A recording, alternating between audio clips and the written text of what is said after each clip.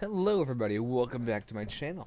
Thank you for tuning in tonight. I'm going to be discussing the new Michigan map for its congressional districts and why I think it's a really wonderful change.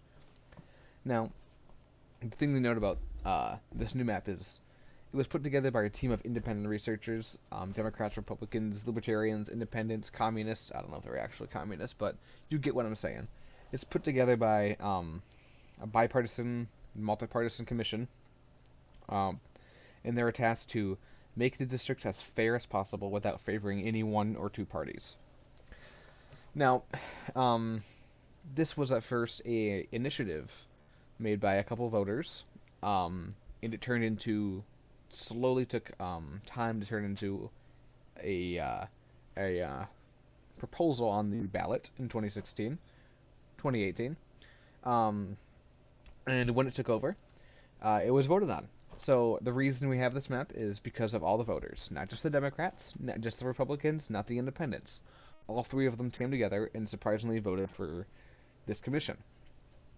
Now, we're going to be going over the counties and what counties and districts and why I think the commission did a really good job. So District 1 encompasses all of the UP and most of northern Michigan. Important note is most of this area is heavily red. As we'll see later on here, there's a couple blue counties here and there, but for the most part, it's a giant red county. There is no way you can divide up the land in this area to be fair for the Democrats or fair for the Republicans or both.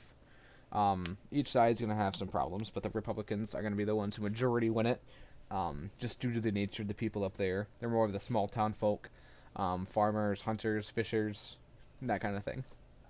And you're going to see the same kind of aspect in District 2 here. Um, this part of the District 2 is going to be those corn farmers, hunters, small town people. Again, really nice people, but they're going to be voting red most of the time.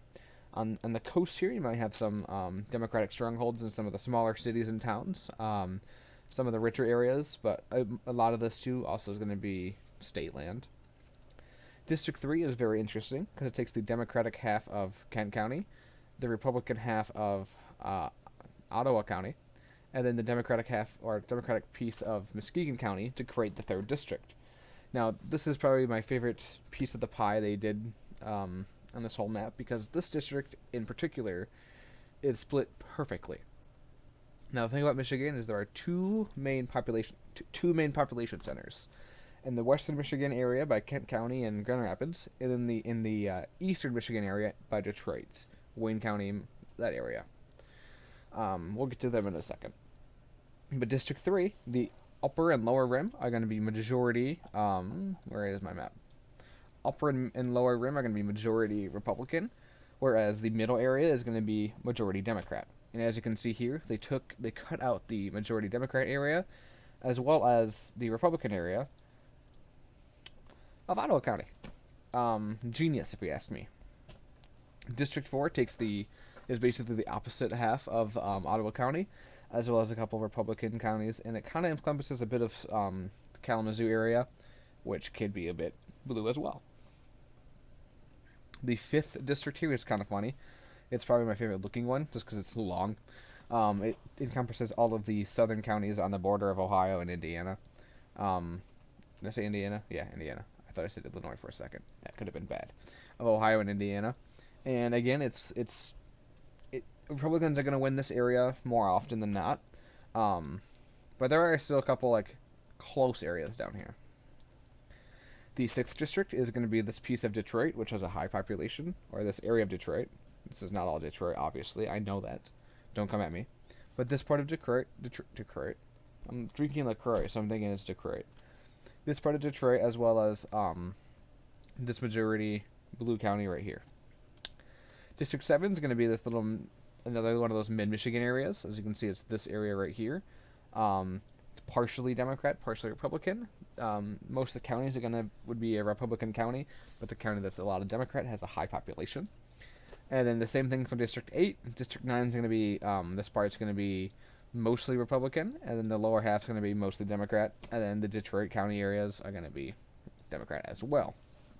Now back to District 3. As we took a look here, we can see the district layout. of Kent County here itself. And we went over how that split is cool. Now, if you take a look at the old map, which we have right here, you can see how District 2 and District 3 split up the Democrat population and basically split their vote so it'd be harder for them to win. Now, this can be seen in this map right here, which I'm using CNN Politics for this one. All the links to these websites will be in the description below, as well as a link to my own website, logiesworld.com. Now, if you take a look at this map right here, you can see how it favors the Republicans. 1, 2, 3, 4, 5, 6, 7. Half of them went to the Democrats. Half went to the Democrats, half went to the Republicans. And then again at the Senate map, you can see it's even more favors for the Republicans. So what this commission wanted to do was it wanted to redraw the lines to make it so that it's fair in both the House and the Senate. So going back to this map, you can see how it went from this to this, and how it's not as gerrymandered and how it's a bit more better in a sense. But back to Kent County. Kent County is the second highest populated county, or third technically after Macomb, but it's the third highest populated county with about 500,040 registered voters. Taking a look at the most recent election, you can see Joe Biden won this county by a narrow margin. It's still a higher margin, but good enough for him to get by, with 187,000 votes versus Trump's 165,000. Take a look at the Senate race. You can see the same kind of thing. Gary Peters lost, and John James won. The Republican won by a very narrow margin of a vote. And then you can take a look at the Michigan 3 overall, and you can see Peter Meyer overwhelmingly won. Why were these races very close in Kent County? Well, this one is very clearly going to Peter Meyer because of the way it was gerrymandered. So, in conclusion, I just